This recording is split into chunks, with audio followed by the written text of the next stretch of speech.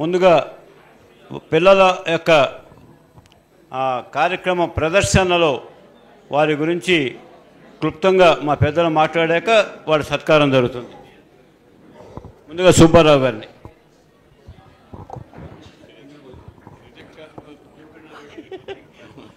Project చేయకపోయినా project అవుతారు. బాగుంది.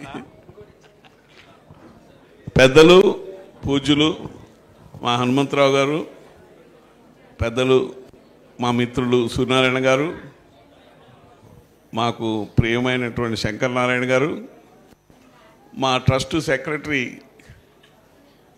సాధారణ నరసింహాచారి గారు, మా ట్రస్ట్కు జాయింట్ సెక్రటరీ మా నరేంద్ర కృష్ణ గారు, మిగిలిన పెద్దలందరికీ, తల్లులకి నా నమస్కారం, పిల్లలందరికీ నా ఆశీస్సులు. ఇవాళ నేను రాలేని పరిస్థితులు ఉన్నా కూడా మా సాధన వారు ఆడపిల్లలు, ఆడవాళ్ళు, పిల్లలు కాదు ఆడవాళ్ళు తోటి భువన వైద్యం చేస్తున్నారండి. చాలా బాగా చేస్తారు, మీరు తప్పనిసరిగా వచ్చి ఆశీర్వదించాలి, అది చూడాలి అని చెప్పి అన్నారు. నేను చూశాను, చాలా అద్భుతంగా చేశారు.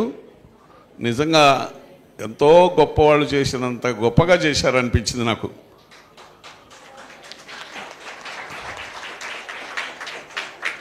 ఆ పద్యాలన్నీ పాడుతూ ఉంటే తల్లులే బాగా పాడతారు అనిపించింది, ఆడవాళ్లే బాగా పాడతారు.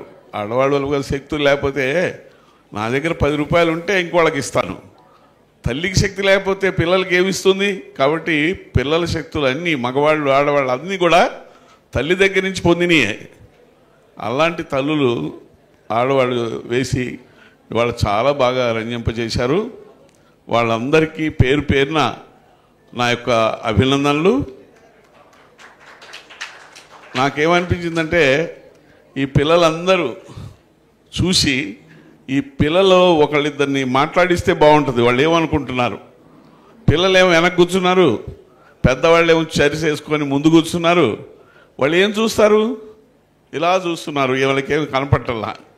కాబట్టి వెంటనే నేను ఇంటరప్ట్స్ అయినా కూడా మార్చాలి. ఎందుకంటే వాళ్ళు పిల్లలు ఇవాళ నెక్స్ట్ తరం, వాళ్ళు ఇంప్రెస్ అయితే నెక్స్ట్ తరాలు మళ్ళీ నేర్చుకుంటాయి. ఈ తెలుగు ఎంత గొప్పది, మన సంస్కృతి ఎంత గొప్పది, మన ఎన్ని మంచి కావ్యాలు ఉన్నాయి, ఇవన్నీ అసలు తెలియడం లేదు. అలా పట్టుమని 10 పద్యాలు గట్టిగా రావడం లేదు. ఇంగ్లీష్ మీడియం స్కూల్స్లో చేసే పిల్లవాళ్ళకి 10 పద్యాలు రావట్లేదు. ఇది దౌర్భాగ్యం. అసలు ఎక్కడైనా సరే తెలుగు కంపల్షన్. ఈ పద్యాలు ఇవన్నీ మేము నేర్చుకున్నాం, కనీసం కొన్నన్నా అనగనగ రాగం అతిశల్లుతోడు తిరగవేము తీయనుండు సాధనమున పనులు సమకూరు ధరలు అన్న విశ్వదాభిరామ. అంటే ఈ సాధన చేస్తే ఏ విషయమైనా సక్సెస్ పొందుతామని చెప్పి ఆ చిన్న పద్యంలో ఒక ఇదిగా, అంటే ఫలాని కంపేర్ చేస్తూ రాయడం. అలాగే అనేకమైన మంచి పద్యాలు. నేను ఎప్పుడు చెప్తుంటాను, దానానికి 3 దారులు: దానము, భోగము, నాశము, పూనికతో ధనమునకు 3 గతులు. There are only 3 ways for money to spend. ఎంతైనా సత్పాత్ర దానం చేయొచ్చు. ఇవాళ భోగానికి ఎక్కువ ఉపయోగిస్తున్నారు, అది మంచిది కాదని మన పెద్దలు చెప్పారు. ఇవాళ ఎంతోమంది, మరి మేము ప్రత్యేకంగా మన పెద్దవాళ్ళందరికీ విన్నవించడం ఏంటంటే, అందరికీ లాస్ట్ ఇయర్ ఇది 30 సంవత్సరాల పైనుంచి జరుగుతుంది ఈ కాళ్ళు పెట్టేటువంటి ప్రాజెక్టు. లాస్ట్ ఇయర్ 2380 పీపుల్కి పెట్టడం జరిగింది. సుమారు 50-60 లక్షల రూపాయలు మాకు ఖర్చు అవుతుంది. అది సమాజం నుంచే వస్తుంది.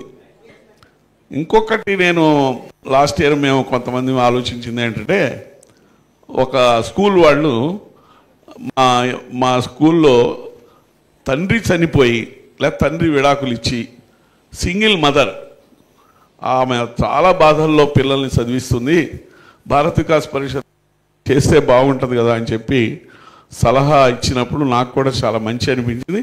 లాస్ట్ ఇయర్ ఒక 100 మందికి 5 లక్షల రూపాయలు, 5,000 రూపాయలు ఒక్కొక్కళ్ళకి 100 మందికి ఇచ్చాం, 5 లక్షలు ఇచ్చాం. ఇస్తున్నప్పుడు ఒక్కొక్క తల్లి వచ్చి పాపం 25 ఏళ్ళు, 30 ఏళ్ళు, 35 ఏళ్ళు తాగి చచ్చిపోయేవాళ్ళు కొంతమంది, బేదారు పనులు చేస్తూ పైన స్కాఫోల్డింగ్ నుంచి పడి చనిపోయిన వాళ్ళు కొంతమంది, విడాకులు ఇచ్చిన వాళ్ళు కొంతమంది. వాళ్ళ దారుణంగా పాపం పరిస్థితుల్లో ఆ తల్లి పిల్లల్ని చదివించలేక, వాళ్ళకేమి ప్రొవైడ్ చేయలేక చాలా ఇబ్బందులు పడుతున్నామండి. మీరు 5,000 ఇస్తే మాకెంతో ఉపయోగపడుతుందని చెప్పి కళ్ళమ్మ నీళ్లు పెట్టారు.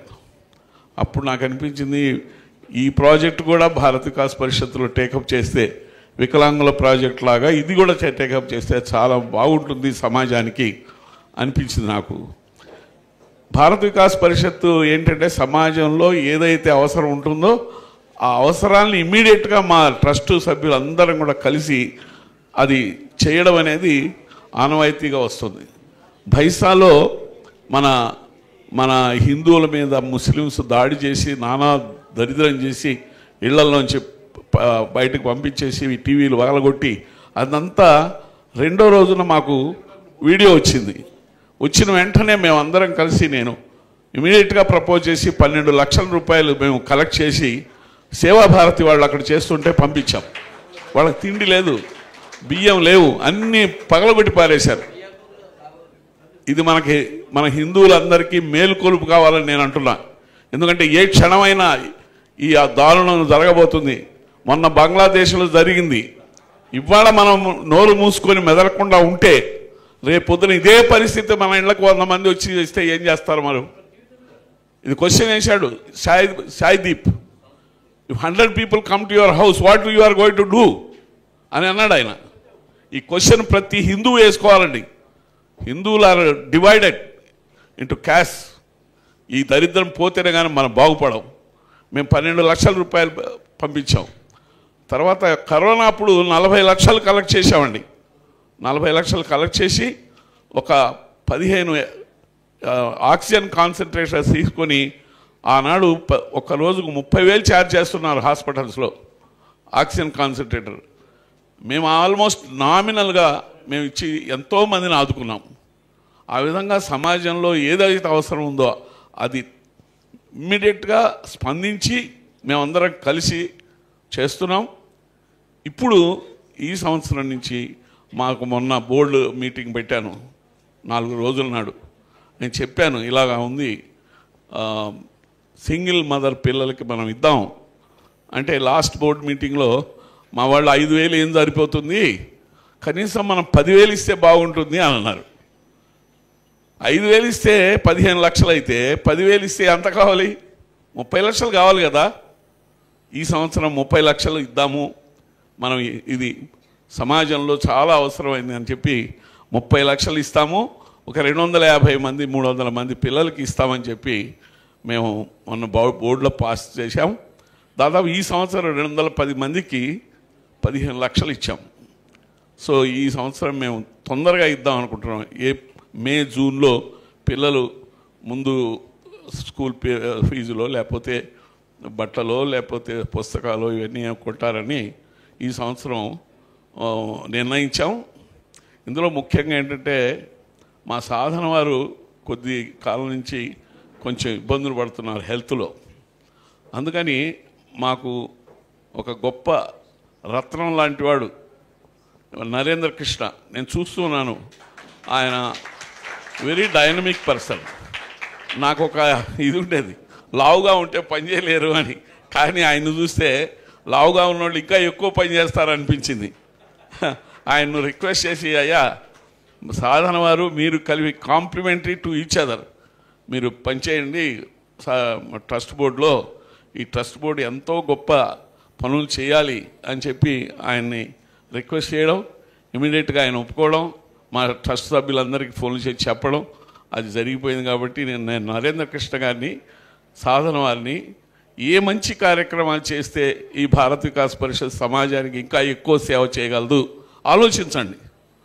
ఇప్పుడు హనుమంతరావు గారు నేను రోజు మాట్లాడుకుంటుంటాం విషయాలన్నో దేశం గురించి, ధర్మం గురించి, ఈ ధర్మాన్ని దేశాన్ని ఎలా కాపాడుకోవాలి గురించి, ఈ పిల్లల్లో దేశభక్తి ఎలా రావాలి, ఇవన్నీ కూడా మాట్లాడుకుంటూ ఉంటాం.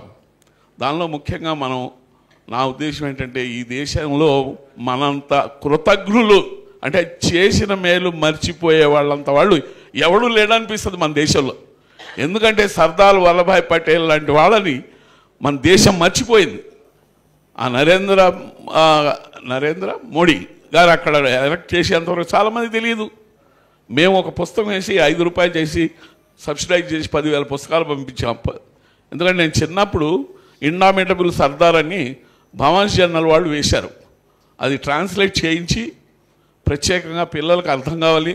లేకపోతే 556 సంస్థానాలు 556 ముక్కలుగా అయ్యాయి మన దేశం. ఈ దేశం ఇలాగా ఉండేది కాదు. నెహ్రూ గారు ఒక్కటే తీసుకున్నాడు కాశ్మీర్, అది ఇప్పటిదాకా తగలబడుతుంది. కాబట్టి ఈ దేశాన్ని ఒక యూనిఫైడ్ చేసి మనందరం ఈ వీసాలు లేకుండా ఈ దేశం అంతా సంచరించేటువంటి ఇది కలిగించినట్టు ఆ మహానుభావుడిని కనుక మర్చిపోతే మన దేశానికి ఇక మంచి గతి రాదు. కాబట్టి పిల్లలందరూ సర్దార్ వల్లభాయ్ పటేల్ ఈ మొబైల్లో కొట్టండి, లేకపోతే గూగుల్లో తీసుకోండి, ఏదైనా చదవండి. వాట్ ఈస్ హీ అంతా 47లో మనకు స్వాతంత్రం వస్తే 50 డిసెంబర్ 16 ఆయన చనిపోయాడు. అంటే హార్డ్లీ 3 సంవత్సరాలు. 3 సంవత్సరాల్లో సుమారుగా 556 సంస్థానాధీశుల్ని కలిపాడంటే అసలు ఎలా చేశాడు? అంత ఫాస్ట్గా ఎలా చేశాడు? ఇద్దరు మాత్రం ఒప్పుకోలేదట. జునాగఢ్ ఆ సుల్తాన్ వాడు, ఇక్కడ తెలంగాణలో వీడు నిజాం వాడు యుద్ధం ప్రకటించగానే పారిపోయాడు పాకిస్తాన్. వీడు సరెండర్ అయ్యాడు. కాబట్టి ఈ రెండు ఒకటి ఇది మన బాడీలో ఒక క్యాన్సర్ లాగా ఉండేది మధ్యలో, కానీ అది అవాయిడ్ చేశాడు ఆయన మహానుభావుడు. ఆయనకు కృతజ్ఞత చెప్పుకోవాలి. మనం మన రూముల్లో కూడా ఆయన ఫోటో కూడా పెట్టుకోవాలి. ఆ ఫోటోలు పంచితే కూడా బెటర్. ఇలాంటి మంచి పనులు చేస్తూ ఈ పిల్లలందరినీ ఆశీర్వదిస్తూ నేను మా వాళ్ళు రమ్మని 4 మాటలు మాట్లాడేందుకు అవకాశం ఇచ్చినట్టు మా సాధన వారు నమస్కరిస్తూ, సర్వే భవంతు సుఖిన సర్వే సంతు నిరామయ సర్వే భద్రాన్ని పశ్యంతు మా కశ్చిత్ దుఃఖమాప్నయ. ఓం శాంతి శాంతి శాంతి. అయిపోయిందా? ఇప్పుడు సూర్యనారాయణమూర్తి గారు ఆ పిల్లలకి ఏమైనా ఈ కార్యక్రమాన్ని యోజన చేసినటువంటి పెద్దలు శ్రీ చెమ్మపూడి శ్రీరామూర్తి గారు సంగీతం సాహిత్యం రెండింటిలోని మంచి పట్టున్నటువంటి వారు. ఆయనకి ముందుగా నమస్కారాలు తెలియజేస్తూ ఉన్నాను. ఈ నటీమణులందరికీ నేను సారీ చెప్తున్నాను, ఎందుకంటే మీ కార్యక్రమం చూసే సమయానికి రాలేకపోయాను. యాక్చువల్గా నేను చూసి మాట్లాడితే నాకు అర్హత ఉండేది, మీకు ఏమైనా చెప్పగలిగేవాడిని, చూడలేదు. కానీ ఒక విషయం చెప్తాను. నేను మొదట భువన విజయం వేసింది 1987లో విశాఖపట్నం ఆంధ్ర యూనివర్సిటీలో. అప్పుడు నేను చాలా భయంగా వాళ్ళతోటి, అప్పుడు నా ఏజ్ 21 ఇయర్స్ మాత్రమే. అప్పుడు వాళ్ళతో భయంగా 2 పద్యాలు ఇచ్చారమ్మా. వాళ్ళందరూ సీనియర్సు. కాళ్ళు గజగజ వణికిపోతూ ఉంటే మొదటి పద్యం ఏదో దేవుడి దయ వల్ల అయిపోయింది. రెండో పద్యానికి లేచేసరికి నా చెవుకు పెట్టినటువంటి అలంకరణ క్లిప్పు ఊడి పడిపోయింది, అదో టెన్షన్. రెండో పద్యం మెల్లగా లాగించేశా. అమ్మయ్య అనిపించింది. 87లో మొదటి భువన విజయం తర్వాత మళ్ళీ నేను భువన విజయం అని పద్యం చదివింది 97లో హైదరాబాద్లో. ముదుగొండ శివప్రసాద్ గారు అవకాశం ఇస్తే దూర్జటి పాత్ర ఎవరు వేశారు తల్లి? దూర్జటి పాత్రలో 2 పద్యాలు ఇచ్చారు. అవి కూడా టెన్షన్గానే చదివాం. అంటే మీరు గమనించాల్సింది, మొదటి భువన విజయంకి రెండో భువన విజయంకి 10 ఏళ్ళు పట్టింది. తర్వాత అడపా తడపా ఒకటి. వాళ్ళు ఏం చేసేవారంటే, ముందు నువ్వు అయ్యలరాజు రామభద్రుడు వేయి అని 2 పద్యాలు ఇచ్చారు, పింగళి సూరను వేయి 2 పద్యాలు ఇచ్చారు. నాకు ఎలా ఉండేదంటే, నా జీవితంలో ఎప్పుడు తెనాలి రామకృష్ణుడు వేస్తానని కసి ఉండేది. ఎందుకు? ఎవరేమో వేశారు, తెనాలి రామకృష్ణుడు వేస్తే దున్నుకోవచ్చు, ఎప్పుడు పడితే అప్పుడు లేవచ్చు, ఏది పడితే చెప్పచ్చు. కానీ నాకు తెనాలి రామకృష్ణుడిగా ఛాన్స్ వచ్చింది ఎప్పుడు అంటే 2008లో వచ్చింది. 2008లో ఇక్కడి నుంచి మమ్మల్ని అందరినీ సింగపూర్ తీసుకెళ్తే అక్కడ ఎయిర్పోర్ట్లో నాకు చెప్పింది ఏంటంటే, నువ్వు తెనాలి రామకృష్ణుడు వేద్దు కానీ అన్నారు. అక్కడ దిగాక చెప్పింది ఏంటంటే నువ్వు పింగళ సూరను వెయ్యన్నారు. ఇలా మారిపోతూ ఉంటాయి. మీ అందరికీ ఉచిత సలహా ఏమిటంటే మీ అందరికీ అన్ని పాత్రలు రావాలి.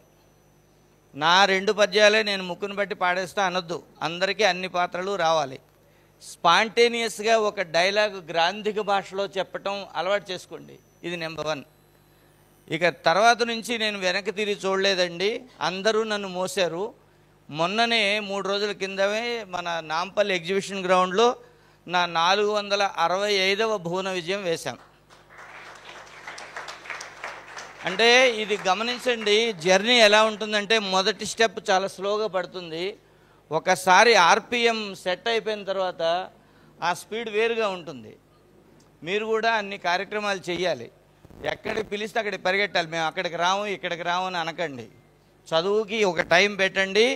ఖచ్చితంగా ఈ కార్యక్రమానికి కొంత టైం పెట్టండి. ఇప్పుడే సాధన గారిని అడిగాను, రేపు ఫిబ్రవరి 21 ప్రపంచ మాతృభాషా దినోత్సవంకి ఈ పిల్లలు మా పాఠశాలకు వస్తారా, ఈ ప్రోగ్రాం పెట్టిద్దామంటే ఆయన గమ్మును ఓకే అనలే. ఏమో అడగాలండి వస్తారో రారో అన్నారు. వస్తారా రారా? ఎవరు? ఎగ్జామ్స్ అయిపోయాకైతే ఉగాదికి పెట్టుకుందాం. ఎగ్జామ్స్ అయిపోయాకైతే తెలుగు సంవత్సరాదికి పెట్టుకుందాం. ఇబ్బంది లేదు. మనకి పండగలు తక్కువేం కాదు. క్యాలెండర్ నిండా పండగలే. కాబట్టి తెలుగు వారికి అన్ని పండగలే. కాబట్టి భాష ఒక విషయం చెప్పి మానేస్తానండి. 2 విషయాలు గమనించండి. రెనేసెన్స్ అనే మాట ఇంగ్లీష్లో ఉంది. రెనేసెన్స్ అంటే పునరుత్థానము అని. ఒక జాతి డౌన్ఫాల్, పతనం అయిన తర్వాత మళ్ళీ లేవడానికి కొంతకాలం పడుతుంది. ఇప్పుడు గత 10 ఏళ్లుగా జాతి మళ్ళీ లేస్తుంది. ఈ మధ్య గమనిస్తున్న అవధాన విద్య, భువన విజయం 2 కూడా అద్భుతంగా మళ్ళీ పైకి వస్తున్నాయి. ఈ విషయంలో భువన విజయాలకి మాకు ఎక్కువ ప్రోత్సాహం ఇచ్చింది కేవి రమణాచారి గారు. వారు లేరు కానీ చెప్పుకోవాలి. ఆయన ఏం చేశామంటే మేము అద్భుతమైన పని, నేను సికింద్రాబాద్లో సెయింట్ ప్యాట్రిక్ స్కూల్లో పనిచేస్తున్నప్పుడు మా శంకరనారాయణ గారికి తెలుసు. అక్కడ పనిచేస్తున్నప్పుడు పిల్లలతో మొదటి భువన విజయం, 6th క్లాస్ పిల్లలతో మొదటి భువన విజయం వేయించాం. అది రవీంద్ర భారతిలో వేశాం, త్యాగరాజ గానసభలో వేశాక రమణాచారి గారి దృష్టికి వెళ్ళింది. వీడెవడో ఏదో చేస్తున్నాడని చెప్పేసి ఆయన నాకు ఫ్రీ హ్యాండ్ ఇస్తే సాధన గారు నేను చేసింది 12 పాఠశాలల పిల్లలకి భువన విజయంలో కాంపిటీషన్ పెట్టాం.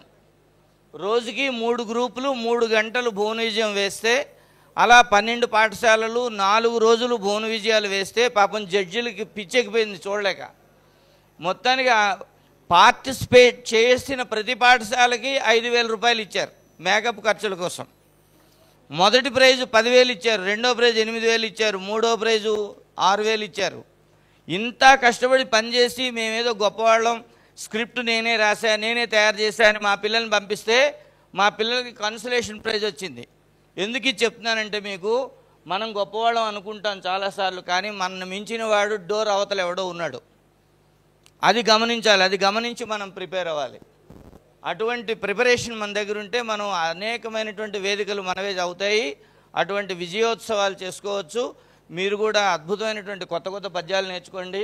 మీరు మంచిగా పెద్దవారు డిజైన్ చేశారు. ప్రగడరాజు నరసరాజు, ప్రగడరా నరస విసా తుసా బుసా అంటున్నారా లేదా? మంచి మంచి పద్యాలన్నీ తెనాలి రామకృష్ణుడు అంటే ఊపి పడేయాలన్నమాట.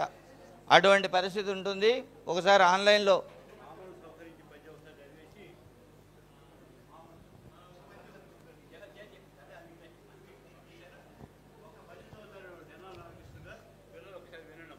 రాయల్ని స్తుతించేటప్పుడు తెనాలి రామకృష్ణుడు ఒక కొంటె పద్యం చెప్తాడు. మా శంకరనారాయణ గారు అంటున్నారు ముందే, సంహరించడం ఎందుకండి అని. ఆ పద్యం కళ్యాణి రాగంలో అంటూ ఉంటాం. మామను సంహరించి ఒక మామకు గర్వమడంచి నింగి రే మామను రాజు చేసి ఒక మామ తనూజునకాత్మబంధువై మామకు కన్నులిచ్చి సుతుమన్మధునాలికి తానే మామయ్యై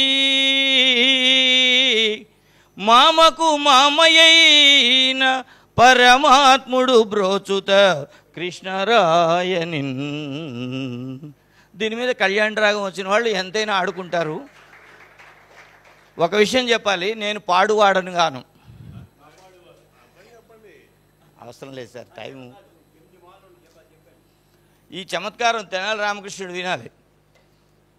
ఈ పద్యం చదవగానే భట్టుమూర్తి సడక్కం లేచి, అదేమిటి రామకృష్ణ చమత్కారంతో మొదలు పెడుతున్నాం, అందరం శ్రీకారంతో మొదలుపెట్టామంటే, మహానుభావ శ్రీకారం అయినా సంహారం అయినా చివరికి సంహారం దగ్గరికే వస్తుంది, అందరి కథ అక్కడికే చేరాలి అంటాడు. మన ఇష్టం వచ్చిన మాట అనొచ్చు, గ్రాంధికంగా అనాలి. ఎవ్రీవన్ విల్ రీచ్ దేర్ అని ఇంగ్లీష్లో అనొద్దు. రాయల సభలోని ఇంగ్లీష్ మాటలు రాకూడదు. ఒకవేళ పొరపాటున వచ్చేస్తూ ఉంటాయి. ఒకసారి అనంతపురంలో భువనజం వేస్తే కవి ఎల్లసాని పెద్దన ఒకడు ఓకే అన్నాడు భట్టుమూర్తి. ఇక ఆడియన్స్ అంతా చప్పట్లు కొడిశారు.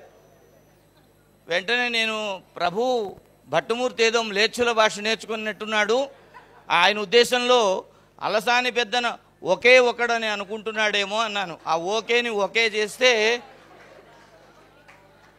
ఒకసారి ఘోరం ఏం జరిగిపోయిందంటే, బెంగళూరు దగ్గర హోసూరులో నేనే అనేసాను ఆల్ రైట్ అన్నాను, తెనాలి రామకృష్ణుడి పాత్రలో. ఇక దానికి సర్దుకోవడానికి ఏం లేదు. ఇతడు పూర్తిగా మ్లేచ్చుల్లో కలిసిపోయినాడు ప్రభు అన్నాడు ఆయన. ఆ విధంగా ఉంటుంది.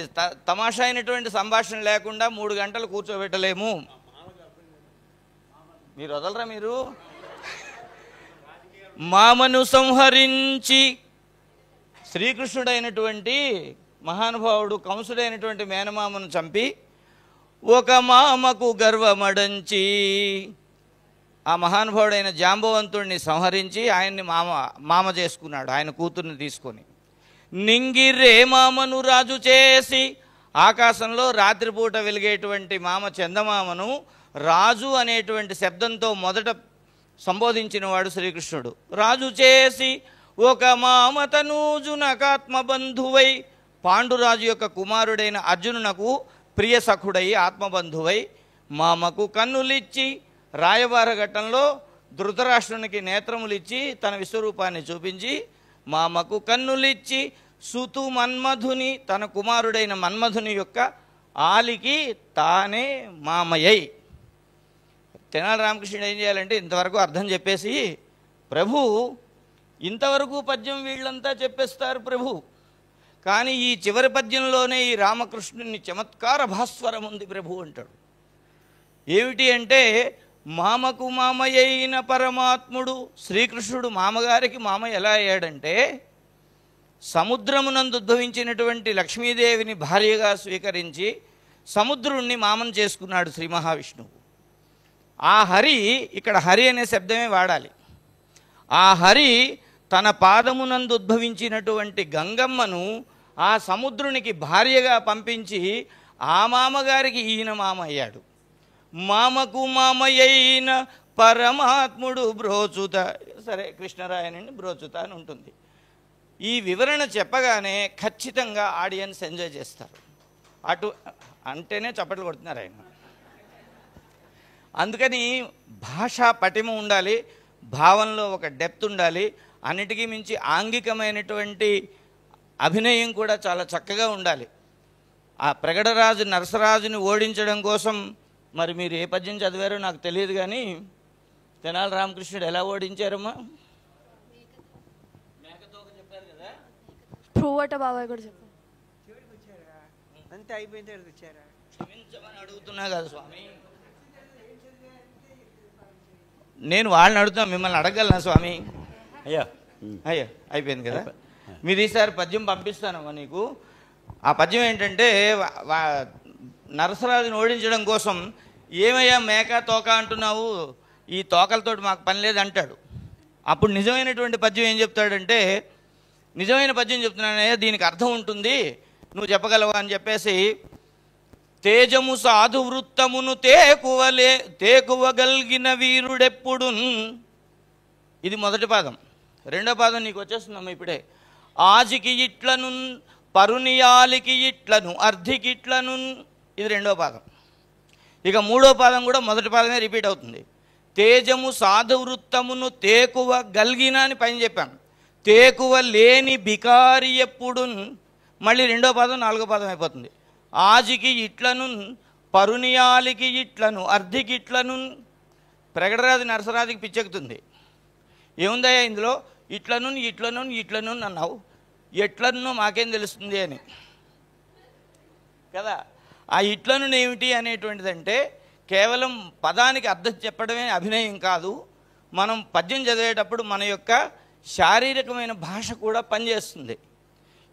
ఇంతలు కన్నులుండా అని అల్లసాని పెద్దన గారు చెప్పారు ప్రభు. ఇంతలు కన్నులుండా అంటే అవి ఎంతలు కన్నులో మనకు తెలియదు. పోతన గారేమో ఇంతింతై వటుడింతై అని ఆయన చెప్పాడు, అది ఎంత అనేది మనకు తెలియదు. అలాగే ఇట్లనుంటే ఎవరు ఎట్లంటే అట్లా. తేజము అంటే ధైర్యము, సాధువృత్తము అంటే మంచి శీలము, తేకువ అంటే దానగుణము.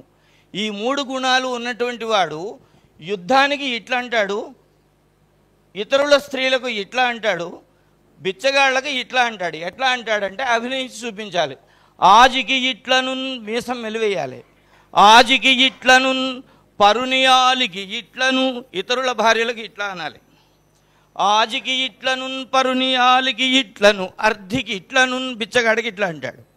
ఈ 3 గుణాలు లేనివాడు ఎట్లా అంటాడంటే ఆజికి ఇట్లను, యుద్ధానికి పోతావంటే ఉద్రబాబు అంటాడు, ఆజికి ఇట్లను పరునియాలికి ఇట్లను, అర్ధికి ఇట్లను. ఇది అభినయించి చెప్తే మనం బాగా రాణిస్తాం. ఎప్పుడు రాణిస్తామంటే ఇలాంటి వాళ్ళు రాణిస్తే మనం రాణిస్తాం. రానిచ్చేవాళ్ళు ఇదిగో ఆంధ్రభోజుల్లాగా కొత్త వాళ్ళు వచ్చారు, వీళ్ళు పోషకులు, మనం కళా పోషకులం. స్వస్తి. బాగుందండి. చెప్పాను కదా, దాదాపు 300 ప్రదర్శనల పైన తెనాలి రామకృష్ణ పాత్ర రాణించారు వారు. పెద్దలందరికీ నమస్కారాలు. సూర్యనారాయణమూర్తి గారు చాలా చక్కని సలహాలు సూచనలు ఇచ్చారు. వీళ్ళ స్థాయికి తగ్గట్టుగా మొదట్లో ఎట్లా ఉండాలో అలా మాత్రమే నేను ఆలోచించి స్క్రిప్ట్ తయారు చేయడం జరిగింది.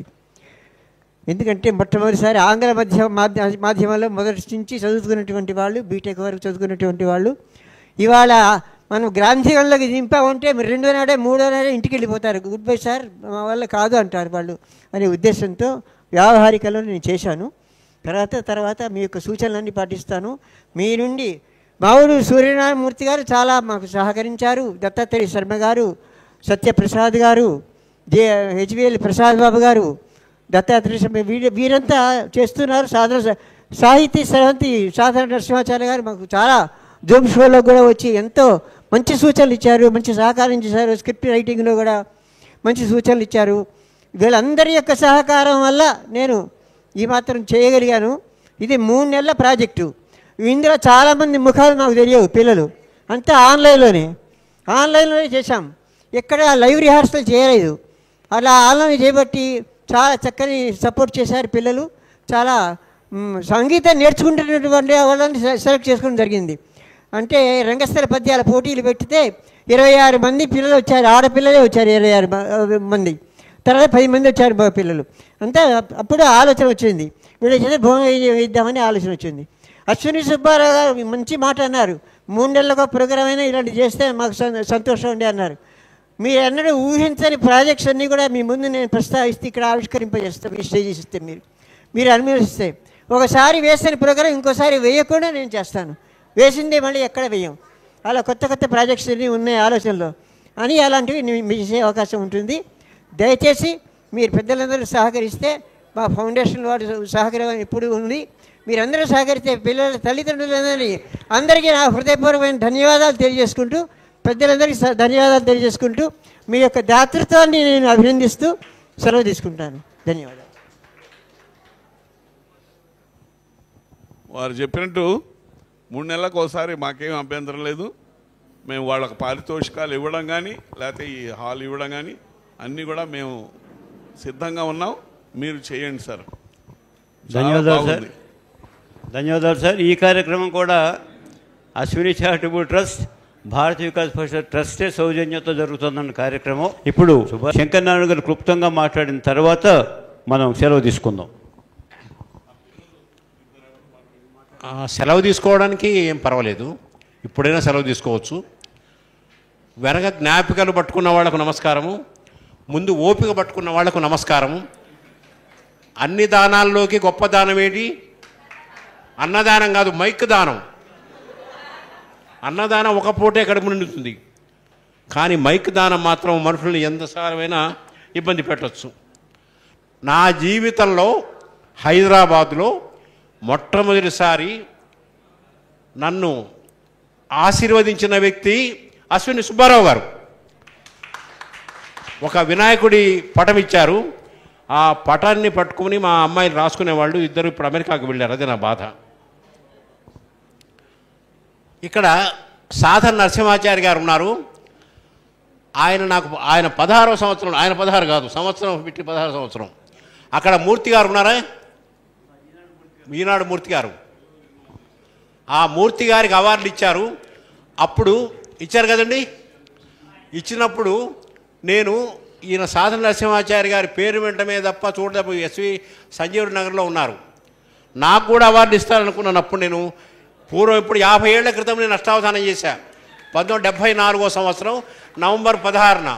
అయితే నాకు స్వర్ణోత్సవాలు కానీ రజతోత్సవాలు చేయించుకునే పలుకుబడి నాకు లేదు కాబట్టి నేను ఎప్పుడు దానికోసం ప్రయత్నం చేయలేదు. అయితే భువన విజయంలో ఇప్పటి వరకు భువన విజయము రాజిల్లేందే తప్ప రాణించలేదు. మొట్టమొదటిసారి ఇంతమంది రాణులు ఉండబట్ట అది రాణించింది. మీరు రాజిల్లారు అంతే కదా, రాణించింది. ఇప్పుడు దానికి ఈ గొప్ప పెద్దవాడు కంకణం కట్టుకున్న వ్యక్తి, ప్రతి స్త్రీకి స్త్రీ శత్రువు అంటారు కానీ స్త్రీ శత్రువే కావచ్చు కానీ పురుషుడు శత్రువు కాదు. ఆ పురుషుడు చెంపపూడి శ్రీరామూర్తి గారు. ఆయన లంఘనం చేశారేమో నాకు తెలియదు, కంకణం కట్టుకున్నాడు. చిత్రం ఏంటంటే నేను అష్టావధానాలు చేశాను, అప్రస్తుత ప్రసంగాలు చేశాను, తర్వాత హాస్యావధానం చేస్తున్నాను. భువన విజయంలో కూడా తెనాలి రామకృష్ణుడి పాత్ర వేశాను. ఆ పాత్ర వేయకముందే నాకు తెనాలి రామకృష్ణుడి పాత్ర ధరించిన అక్కినేని నాగేశ్వరరావు గారు నాకు అభినవ తెనాలి రామకృష్ణుడి బిరుదు ఇచ్చారు. అది ఆయన అమాయకత్వానికి నేనేం చేస్తాను? ఎవరిని అనుమానం ఉంటే ఆయన కనుక్కోవచ్చు. ఆయనకి వెళ్ళాడు. ఇప్పుడు ఇక్కడ ఒక భయంకరమైన అనుభవం ఉంది. ఆయన ఇందాక అన్నాడు మా మావుడు సూర్యనారాయణమూర్తి గారు, నేను గజగజలాడుతూ మొట్టమొదటి చేశానని. నేను ఎప్పుడు గజగజ వణకలేదు. ప్రేక్షకులు వణికారు, నేనా బాధ్యుణ్ణి? మీరు వణికితే నేను బాధ్యుణ్ణి కాదు కదా. అన్ని కాలాల్లో వణికించే శక్తి ఉండాలి స్టేజీ మీద ఉన్నవాడికి. మహానుభావులు ఇప్పుడు ఒక స్టేజీలో స్టేజీకి వచ్చారు. నేను అప్పుడప్పుడు స్టేజీ మీద కనపడుతుంటాను సార్, అంతే. స్టేజీకి రావడం వేరు, స్టేజీ మీద కనపడటం వేరు. ఏజీ వచ్చినా కూడా అద్భుతంగా నవయవనంతో ఉంటారు. సుబ్బారావు గారు మా ఇద్దరికి అన్నగారు హనుమంతరావు గారు. నాకు 2 అన్నలు ఉండేవాళ్ళు. ఒక ఆయన పేరు హనుమంతరావు, ఇంకో ఆయన పేరు ఆంజనేయులు. ఇద్దరి పేర్లు ఒకటే కదా. నాకు ఆ పేరు పెట్టలే మా తల్లిదండ్రులు. మొహం చూడగానే తెలుస్తూలే అని, ఆంజనేయుడిని గుర్తుపడతారు లేని.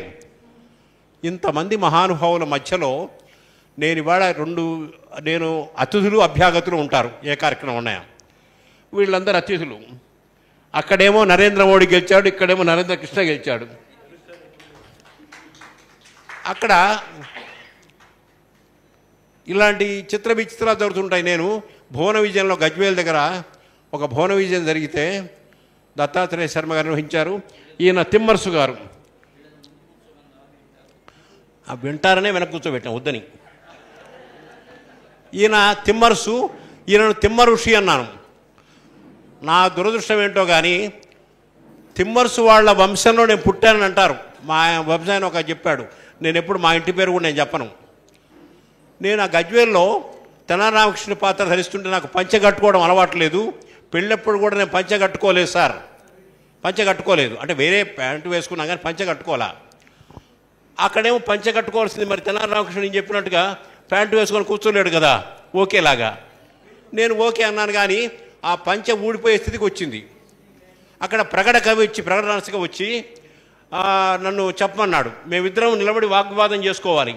నేను లేస్తేనేమో పంచె ఊడిపోతుంది, చాలా కూర్చుంటేనేమో పాత్ర చేయడం కష్టము. అప్పుడు నేనేమన్నానంటే, నరసకవి నీ ముందు నేను నిలబడయా, నీవే వచ్చి నా కాళ్ళ ముందు నిలబడము, నేను కూర్చుంటాను నిలబడమన్నాను. పాపం ఆయన బాలగంగాధరం ఉండేవారు కదా మల్కాజ్గిరిలో, ఆయన కూడా పాపం ఏ పాపము తెలియదు. ఆ పాపం చేసినవాడు నేను కానీ ఆయన కాదు కదా. వచ్చాడు, నిలబడ్డాడు, ఆ కార్యక్రమం పూర్తి చేసింది. అప్పటి నుంచి నాకు భువన విజయం అంటే తెగ భయం. ఇందాక ఈయన చెప్పారు సాధన నరసింహాచారి గారు హనుమంతరావు గారితో, ఏమండి తెలుగు ఎంఏ చదివిన వాళ్ళు పద్యాలు చదవడం సహజమే కానీ మీరు అద్భుతంగా పద్యాలు చదువుతారండి అన్నారు హనుమంతరావు గారిని. ఆయన అద్భుతంగా పద్యాలు చెప్పమాట కరెక్టే కానీ తెలుగు ఎంఏ చదివిన వాళ్ళందరూ పద్యాలు చదవలేరు. అందుకు నేనే ఉదాహరణ. ఎందుకంటే నాకు ప్రజల మీద అభిమానం ఎక్కువ, సానుభూతి ఎక్కువ. మీరేమైపోతారనే భయంతో నేను పాడటం లేదు. ఒకసారి నేను పాడుతూ ఉంటే ఒక ఆయన కత్తి తీసుకొని వచ్చాడు స్టేజ్ మీదకి. నేను గడగడ వణికిపోతున్నాను. వాడేమో కత్తి తీసుకొని వచ్చాడు. అప్పుడు అన్నాడు వాడు, శంకరనారాయణ నేనేమన్నావు, నీకు ఎవరు సంగీతం నేర్పారో చెప్పు, వాళ్ళ చంపేస్తానన్నాడు.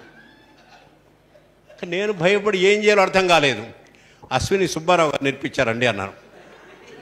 ఆయన మహానుభావుడు అండి, ఆయన జోలికి మేము వెళ్ళమని చెప్పి వదిలేశాడు. ఇంకొక మాట వినండి సార్, వీరు చేసిన మహత్కార్యాల్లో నేను అతిథులు అభ్యాగతులు ఉంటారు. నేను ఈ సభలో అతిథిని కాదు, అభ్యాగతిని. అంటే అభియాగతి, అప్పటికప్పుడు ఇచ్చిన వాడని అర్థం. అయితే ఇంకో విషయం చెప్పాలి సుబ్బారావు గారు మీకు. ఇది దివ్యాంగుల కార్యక్రమంలో నేను 71వ కార్యక్రమం అది నేను పాల్గొనడం.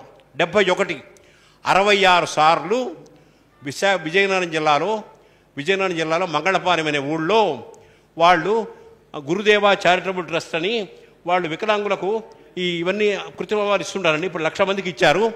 జగదీష్ బాబు గారిని నన్ను 66 సార్లు పిలిచారు. ఈ మధ్య ఒక 4 పిలిచారు. బ్లైండ్ ఎంప్లాయీస్ అసోసియేషన్ తెలంగాణ, మొన్న కూడా దివ్యాంగుల హక్కుల సమితి వాళ్ళు పిలిచారు. ఇది 71వ. నా జీవితంలో అన్ని పాపకార్యాలే. దివ్యాంగులకు సేవా కార్యక్రమాలకు రావడం ఒకటే పుణ్యకార్యము. ఇవాళ వచ్చిన తర్వాత చేశారు. అది సుబ్బారావు గారి ఆధ్వర్యంలో, హనుమంతరావు గారి ఆధ్వర్యంలో జరుగుతున్నది. అది చాలా సంతోషం. దివ్యాంగులు అనేవాళ్ళు ప్రపంచంలో మనందరికంటే కూడా తెలివి కల్లవాళ్ళు. ఎందుకంటే ఒక మిల్టన్ మహాకవి అయ్యాడు. సూర్యుడి రథసారథి అనూరుడు, ఆయనకు ఊరువులు లేవు, అయినా రథసారథిగా పెట్టుకున్నాడు. ప్రపంచంలో చిలకమర్తి లక్ష్మీ నరసింహం, భర్త ఖండంబు చక్కటి పాడియావు అన్న చిలకమర్తి లక్ష్మీ నరసింహం గారు కూడా దివ్యాంగులే.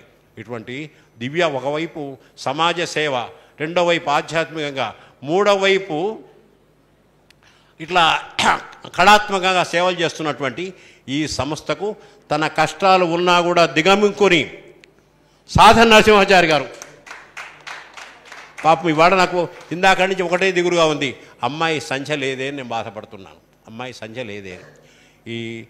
ఇటువంటి త్రిగుణాత్మకమైన కార్యక్రమం నేను ఇవాళ చాలా సదుద్దేశంతో వచ్చాను. కేవలం విందామని వచ్చాను, మాట్లాడదామని రాలేదు. ఎందుకంటే వినేవాళ్ళ బాధ ఏంటో తెలుసుకుందాం అనుకున్నాను. కానీ అవకాశం లేకుండా పిలిచారు. ఇప్పటికి కూడా నాకు జ్ఞానోదయం కాలేదు. వినేవాళ్ళు ఎంత ఇబ్బంది పడతారో. అందరికీ నమస్కారం. చాలా అద్భుతంగా మా అందరినీ హాస్యరసంతో ముంచెత్తిన శంకరనారాయణ గారికి ధన్యవాదాలు.